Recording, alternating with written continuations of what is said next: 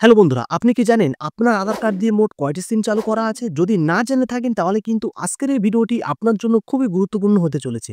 কারণ একটি সিম কার্ড কিন্তু আপনার জীবনটাকে তছনছ করে দিতে পারে।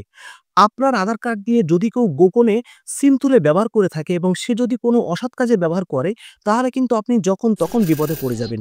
তো আমাদের কিন্তু অবশ্যই চেক করা উচিত আমাদের আধার কার্ডে কয়টি সিম চালু আছে সেটা আপনি আপনার হাতের মোবাইল দিয়ে চেক করতে পারবেন বাড়িতে বসেই। কিভাবে করবেন আমি দেখিয়ে দেবো।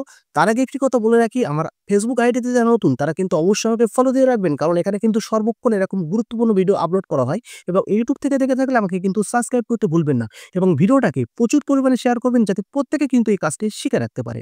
তো চলুন ভিডিওটি শুরু করা যাক। তো বন্ধুরা, এই কাজটি করার জন্য প্রথমে আমরা গুগল ব্রাউজারটি ওপেন করব। ওপেন করার পর এখানে সার্চ করে লিখব TAFCOP ট্যাপকপ। এটা লিখে সার্চ করব। সার্চ করার পরে ১ম যে ওয়েবসাইটটি আপনারা দেখতে পাচ্ছেন, এই যে ১ম যে ওয়েবসাইটটা এখানে আপনারা ক্লিক করবেন। ক্লিক করার পরে এমন একটি ইন্টারফেস আপনাদের সামনে চলে আসবে। এটা কিন্তু গভর্নমেন্ট অফ ইন্ডিয়ার একটি ওয়েবসাইট। আপনারা দেখতে পাচ্ছেন গভর্নমেন্ট অফ ইন্ডিয়া লেখা আছে। ঠিক আছে?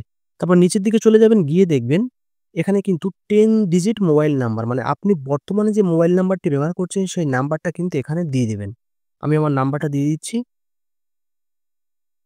দিয়ে দেওয়ার পরে নিচের দিকে দেখতে পাচ্ছেন এই যে বক্স, এই বক্সের মধ্যে যে লেখাগুলো আছে আপনারা এই নিচে এই ঘরে কিন্তু লেখাগুলো দেখে লিখে দিবেন। ঠিক আছে? আমি এখানে লিখে দিচ্ছি WSKKGL।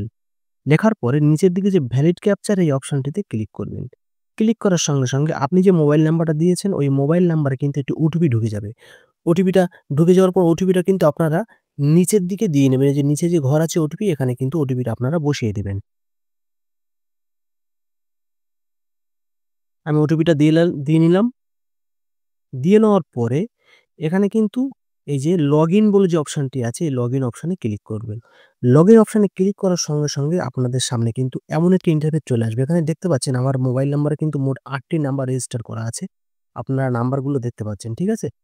তো এর মধ্যে যে নাম্বারটি আপনারা কিন্তু নাম্বারটি পুরোপুরি দেখতে পারবেন না। আপনি লাস্টের ৪ টে আর ১ম ৪ টে দেখে নিয়ে কিন্তু আপনার বুঝে নিতে হবে যে নাম্বারটি আপনার কিনা।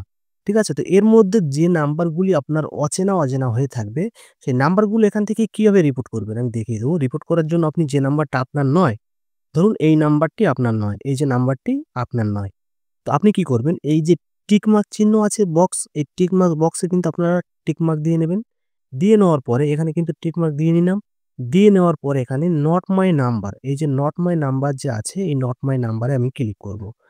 ক্লিক করার পরে নিচের দিকে দেখতে পাচ্ছেন এই যে রিপোর্ট, এই যে রিপোর্ট বলে যে অপশনটি আছে এই রিপোর্টে ক্লিক করব। ক্লিক করার পরে ওরা কিন্তু জানতে চাইছে যে এই নাম্বারটা কি সিওর আপনার নয়? আপনি যদি মানে সিওর হয়ে থাকেন যে নাম্বারটা আপনার নয়, তাহলে কিন্তু আপনি এই যে ওকে বটন আছে না? এই ওকে বটনে ক্লিক করলে কিন্তু আপনার রিপোর্টটা সাবমিট হয়ে যাবে। যাওয়ার পর কিছুদিনের মধ্যে কিন্তু ওই নাম্বারটা উপর থেকে ওরা বন্ধ করে দেবে। তো ভিডিওটি কেমন লাগলো অবশ্যই কিন্তু আমাকে কমেন্ট করে জানাবেন এবং এই ভিডিওটিকে প্রচুর পরিমাণে শেয়ার করবেন যাতে কিন্তু প্রত্যেকে এই কাজটি শিখে রাখতে পারে। Thank you.